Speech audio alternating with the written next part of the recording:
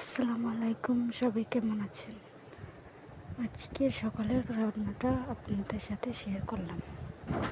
প্রথমে ডালগুলো সিদ্ধ করে হলুদ গুঁড়ো মরিচ গুঁড়ো দিয়ে রসুন দিয়ে বাগারটা দিয়ে নামিয়ে নিলাম। তারপরে বসিয়ে দিলাম শুটকিটি ভাজা করে কাঁঠালের বিচিগুলো সিদ্ধ করে নিয়ে নামিয়ে এক সাইডে রেখে দিলাম।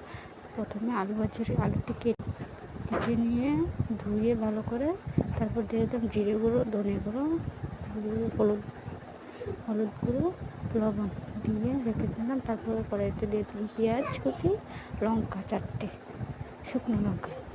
তারপর আলুগুলো ঢেলে দিয়ে 10 মিনিটের মতন নাড়াচাড়া করে ঢেকে দিয়ে নামানোর সময় অল্প করে রসুনগুলো দিয়ে ভালো করে নাড়াচাড়া দিয়ে নামিয়ে নিলাম। তারপরে নিয়ে নিলাম শুটকি আর কাঁঠালের দানাগুলো ভর্তা বানাবো।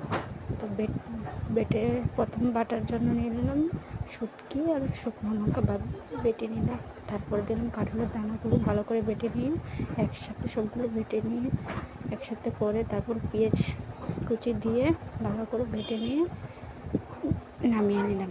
এভাবে ভর্তাটা করলে অনেক স্বাদ হয়। রান্নাটা কেমন হলো সবাই আশা করি জানাবেন। কিছু ভুল হয়ে থাকলে অবশ্যই কমেন্ট করবেন।